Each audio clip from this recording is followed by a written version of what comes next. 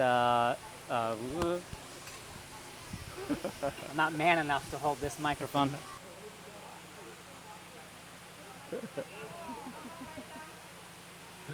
Because my hair is wet.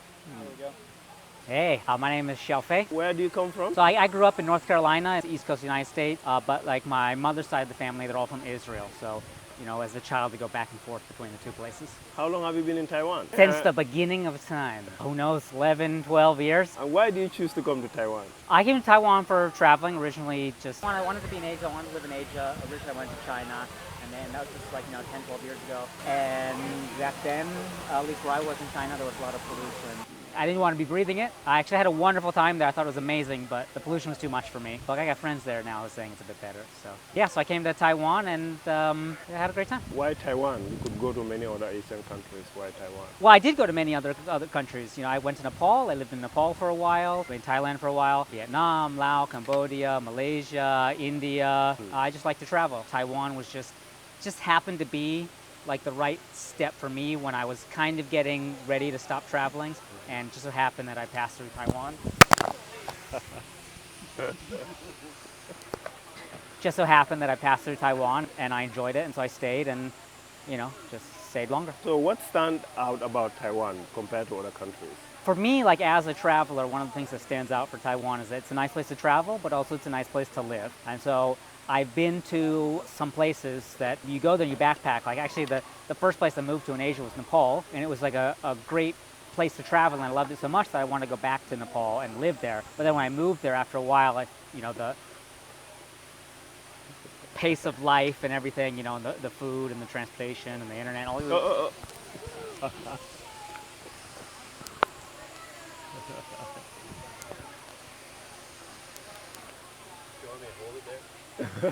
Yes, hold it put it in your teeth and just hold it with your mouth. Okay, hold on. Get out of here. So yeah, so like first place I moved to Nepal. I love Nepal. Actually, I went back there recently and had a great time. But like for me, it wasn't the right fit for living. So it's like great for traveling, wasn't the right fit for living. But Taiwan, it kind of fit both. And so I was able to stay and still travel around, but also have a comfortable life.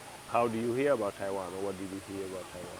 It's a general country. I think I probably would have heard of every country, maybe some small Pacific islands I hadn't heard of, but I didn't know it was like really great for hiking, and that's like something I definitely didn't hear about Taiwan. Generally, when a lot of our stuff was made in Taiwan, things like camera lenses and that kind of thing. You open it up, you see made in Taiwan. Also, occasionally, you hear stuff in the news about Taiwan.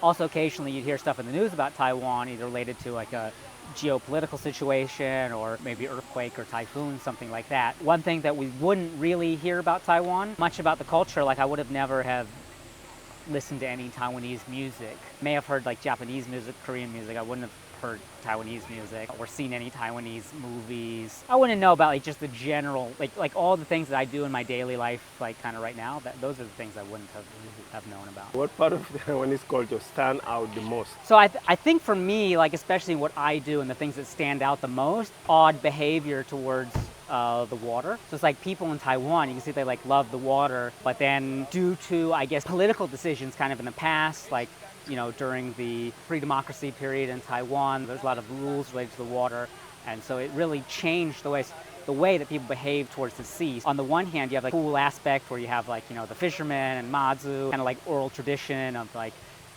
fishing and the ocean and all these things. But then on the other hand, you're told to stay away from the ocean, told not to go in the water. There's lots of rules around it. Like a lot of my friends growing up, they didn't actually have any contact with the ocean or the water when they were growing up, despite everywhere you are there's ocean. Although like on the East Coast here where I live now, I'll meet like a lot of people, especially the the indigenous people who, I mean, they're basically like fish. They just they're very comfortable in the water. They're always in the water. Quite a big cultural difference I see between the indigenous community and the city folk, particularly related to like these water sports. What's the nicest thing someone has done for you here in Taiwan? Oh, so many. Taiwanese culture is people really go out of their way to help strangers. I have so many like sort of like small experience, like running down the sidewalk trying to catch my train, and somebody pulls up on a scooter, like I see you in a hurry, get on the back, and they just like, take me like the next few blocks. We've all been stuck somewhere without our, phone, no battery, lost in the middle of nowhere. I asked them for help, like, help me call or find the train or check the schedule or something like that. People are always willing to help. That might sound like small stuff and things that are obvious, but it's not going to happen in Israel. They'll just tell you to like, fuck off. People will like assume you're trying to scam them. So if you ask for like that kind of help, they treat you with suspicion. But not so much in Taiwan. They've always been like, yeah, okay, what do you need? What can I do? How can I help? And a lot of times you don't even have to ask. People see that like you're in a position where they can help, and they just help. And I think it's a very kind of wonderful and warm thing. It's a very welcoming culture. What's your favorite Taiwanese food? My favorite, I like chodofu, but the fried kind. Chodofu, fried, lots of pao cai, lots of garlic. Here on the East Coast, you go to Yuli. There's a really nice chodofu place in Yuli. Highly recommended for anybody. You've been here since the beginning of time. Yeah. Where do you think is the best travel destination?